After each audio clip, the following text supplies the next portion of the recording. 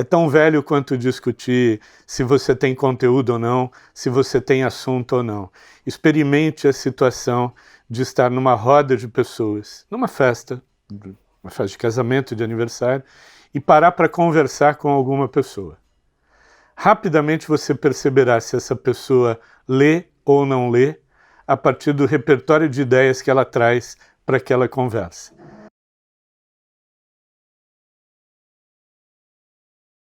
Olá, eu sou Ricardo Voltolini, eu sou jornalista por formação e hoje consultor de sustentabilidade empresarial.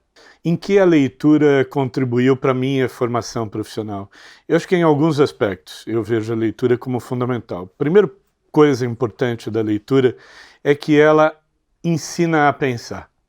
Eu acho que quando você lê diferentes tipos de texto, você também você consegue ler o mundo e as realidades de um jeito mais profundo. Então, estou convicto disso. Leitura, para mim, foi fundamental. Desde o meu primeiro livro até o livro que eu li a semana passada, cada uma dessas obras, em algum momento, de alguma forma, contribuíram para a minha formação e me ajudam a treinar o meu olhar para entender melhor as realidades, as circunstâncias, os fatos da vida. Me ajuda, portanto, a pensar. Me ajuda a olhar a realidade como um conjunto de fatores e a montar essa realidade para poder pensar e refletir sobre ela. Então, leitura, esse é um primeiro aspecto importante. Um segundo aspecto importante, leitura forma repertório. Então, é tão velho quanto discutir se você tem conteúdo ou não, se você tem assunto ou não. Experimente a situação de estar numa roda de pessoas, numa festa, uma festa de casamento, de aniversário, e parar para conversar com alguma pessoa. Rapidamente você perceberá se essa pessoa lê ou não lê a partir do repertório de ideias que ela traz para aquela conversa. Quando é uma pessoa que lê, normalmente o assunto tem profundidade, você vai além do primeiro ou segundo diálogo. Quando é alguém que não lê, normalmente a conversa fica mais rasa, mais rápida e sobre assuntos cotidianos. Também tão constrangedor quanto isso é quando você está nessa mesma festa e você conversa com alguém que não lê, mas que, por exemplo, vê as redes sociais, o que está acontecendo por meio do filtro das redes sociais. As conversas são normalmente enviesadas, desinformadas, ideias falsas surgem no meio do caminho. Então você rapidamente consegue perceber que, além de não ter repertório, aquela pessoa não aprendeu a ler o mundo, não aprendeu a ler a realidade. E aí surgem as diferentes ideias falsas que às vezes no meio da conversa você fica constrangido em dizer: isso é uma notícia falsa, né? Ou isto não é verdade, a ciência já comprovou, por exemplo, que a Terra não é plana há séculos. Né? Então, quando você começa a se deparar com situações em que indivíduos que não leram tentam formar juízo a partir de um assunto, é algo realmente constrangedor. E claro, eu uso isso a todo momento como uma referência na minha vida profissional. Quando eu vou entrevistar um jovem profissional para minha empresa, uma das primeiras perguntas que eu faço é: você lê? O que você leu recentemente? Do que você leu, o que você lembra do que você leu? Que livro foi importante para a sua formação? Às vezes também esse é um momento constrangedor de descobrir que aquele jovem não leu ou ele leu e não lembra mais o que leu. Isso para mim tem um peso importante, porque na minha atividade profissional eu contrato pessoas que tenham a capacidade de ler e interpretar o mundo. Então, ler é um instrumento fundamental também para contratar pessoas mais inteligentes e mais antenadas com as coisas que acontecem ao seu redor. Eu lembro muito bem, eu não comecei lendo livro, eu comecei lendo jornal. Eu lembro bem da cena de, com 6 anos de idade, aprendendo a ler. Eu era muito pequeno para ler um jornal no formato standard, então eu botava o jornal na sala da minha avó, que tinha jornal em casa, e começava a ler as notícias.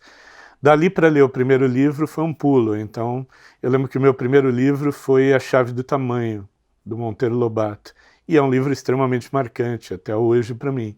Me lembro bem da história, me lembro bem de ser Monteiro Lobato, me lembro bem dos personagens, mas eu me lembro sobretudo do encantamento ao final do livro. E era um encantamento que vinha no seguinte formato: isto daqui é tão bom que eu quero fazer repetidas vezes ao longo da minha vida. E aí eu fui lendo cada vez mais, e fui lendo os livros infantis ou infanto-juvenis que eu tinha à disposição à época. Eu não venho de uma família de leitores, então sempre que me perguntam por que o hábito da leitura, eu acho que eu venho de uma família de pessoas que gostam de palavras, mas não de pessoas que eram leitoras. Mas gostar de palavra foi um bom começo também.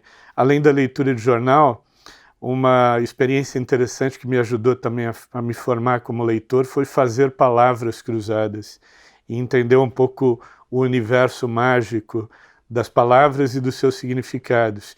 E aí, quando eu consegui ver isso num livro e ver que, além de fazerem muito sentido, ainda contavam uma história, foi uma super revelação para mim. Então aquilo foi um momento que eu diria que foi uma revelação no sentido de não só entender que era uma coisa que eu queria fazer para o resto da vida, como era uma coisa que eu queria ser profissional, né?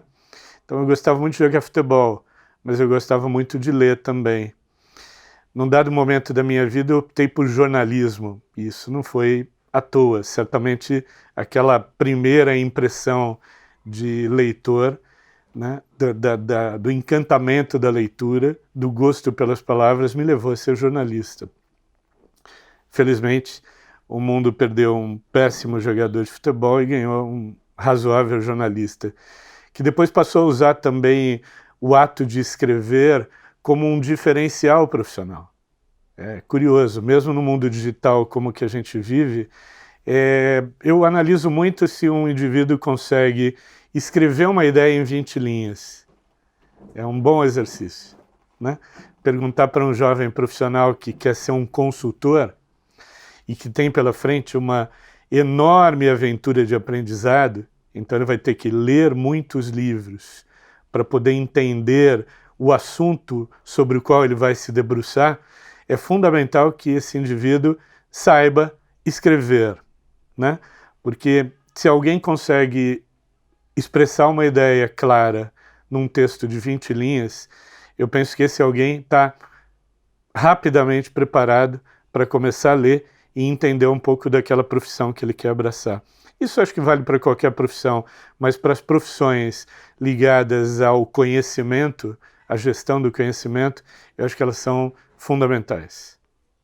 Eu acho que a experiência do audiolivro, ela remete a algo ancestral, que é o contar a história, o ouvir a história ao invés de ler a história. E acho que a maioria de nós deve ter passado por essa experiência. Eu não contei, mas antes de ler o primeiro livro, Chave do Tamanho, meu pai contou algumas histórias, aquelas histórias que os pais contam antes de dormir, né? Histórias que também estão gravadas na minha memória, embora eu não lembre bem quem eram os autores, mas as histórias estão muito marcadas. E ali tem o jeito de contar, o afeto de quem conta, o ritmo, a maneira como quem conta tenta te envolver. Tudo isso faz tanto sentido na formação de alguém que gosta de ler ou que gosta de ouvir histórias, que vai te acompanhar pelo resto da vida.